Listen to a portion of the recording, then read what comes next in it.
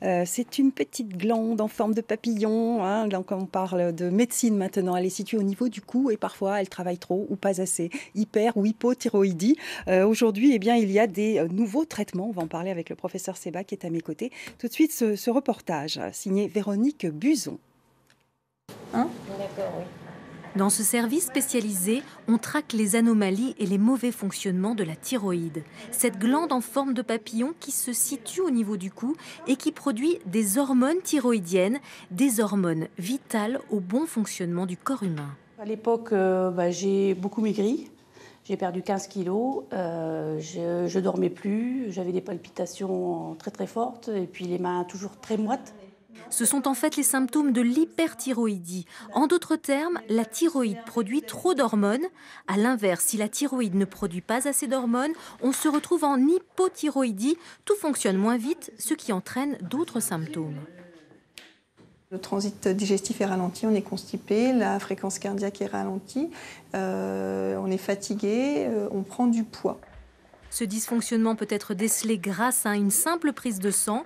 On vérifie également si la thyroïde ne présente pas une malformation, ce qu'on appelle un goitre ou des nodules. C'est l'échographie qui va nous donner ces informations. Les problèmes de nodules thyroïdiens sont fréquents aussi, mais 90 à 95% des nodules sont bénins. Si on a le moindre suspicion, on va faire une ponction dans le même temps, juste à la fin de l'échographie, sous échographie. On peut également pratiquer un autre examen complémentaire qui est la scintigraphie, une méthode d'imagerie médicale qui permet de déceler entre autres des nodules suspects. L'objectif est de ne pas passer à côté des 5% de cancer de la thyroïde. Voilà un petit résumé concernant la thyroïde. Professeur Sebag, vous êtes chirurgien spécialisé dans l'endocrinologie à l'hôpital de la Conception à Marseille.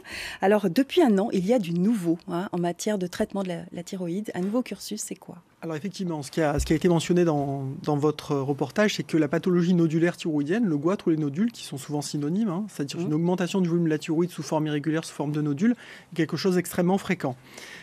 Comme il a été signalé dans le reportage, même si la quasi-totalité de la population va être touchée par les nodules thyroïdiens en avançant en âge, la plupart des patients n'auront besoin d'aucune intervention, tout en sachant qu'un certain nombre de nodules, de par leur volume, leur caractère dysfonctionnel, notamment hyperfonctionnel, peuvent nécessiter un traitement.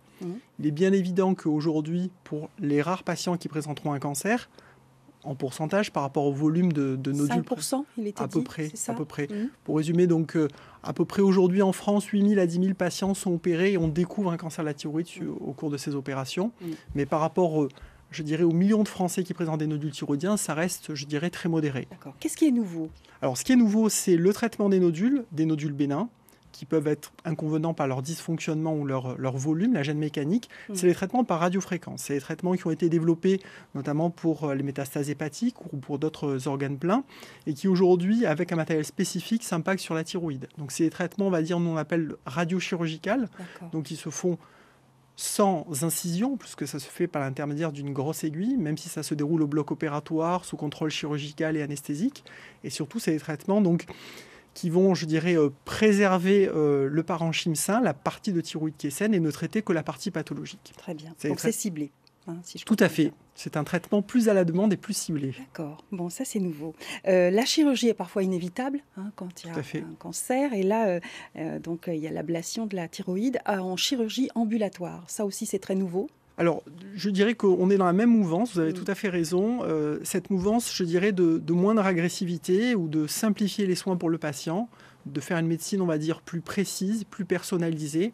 Et plus rapide. Et plus rapide, avec un gain indéniablement en confort, notamment un confort, je dirais, physique et psychologique, et un retour au patient rapide. Et effectivement, je dirais que la chirurgie ambulatoire est quelque chose qui s'est développé dans de nombreuses pathologies et qui est en train de s'impacter sur la chirurgie de la thyroïde, des parathyroïdes, des glandes endocrines. Donc c'est l'hospitalisation de moins d'une journée. En tout cas, il n'y a pas d'hébergement la nuit. C'est 12 heures maximum. C'est exactement ça. On rentre le matin, on repart le soir. C'est exactement ça. La définition française, c'est on rentre le matin et le soir, on est à son domicile. Voilà. Alors pour revenir à la thyroïde, on parle souvent de l'impact de Tchernobyl, du nuage qui est passé au-dessus de la France. Est-ce que vraiment c'est ce qui fait dysfonctionner les thyroïdes, comme on le croit? Enfin, beaucoup de gens le disent. Qu'est-ce que vous en pensez, vous? Alors, il est évident que l'événement de Tchernobyl a eu déjà un impact, je dirais, psychologique et comportemental. C'est-à-dire que Aujourd'hui, on voit, je dirais que l'ensemble des réseaux de soins, les médecins généralistes, la médecine du travail, mais également d'autres spécialités, se sentent peut-être plus concernés par la pathologie thyroïdienne que ce n'était avant.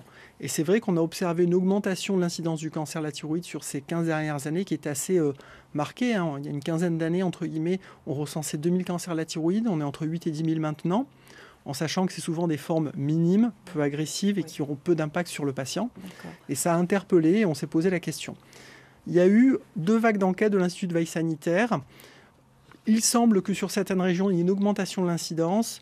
Aujourd'hui, on ne peut pas conclure et il y a encore une nouvelle vague d'enquête de l'Institut de veille sanitaire pour essayer de discriminer effectivement l'impact éventuel de Tchernobyl. Dans notre région, ce serait plutôt la Corse. Alors, effectivement, la population des hommes en Corse présente une augmentation de l'incidence un peu plus importante qu'ailleurs. Qui pourrait être dans d'autres régions de France, mais cette augmentation d'incidence a été également identifiée dans d'autres régions, que ce soit en France ou ailleurs. Donc c'est assez difficile de discriminer, et c'est vrai que encore aujourd'hui, on est en train de recenser les cas et essayer de tirer une information. Mais si vous voulez, c'est comme un nuage un peu flou, comme le fameux nuage de Tchernobyl, et c'est difficile de discriminer l'information à l'intérieur. Bon, donc c'est pas sûr. Hein. Non, on n'a pas de certitude. On n'a pas de certitude là-dessus. Voilà. Merci pour ces informations, professeur. Merci.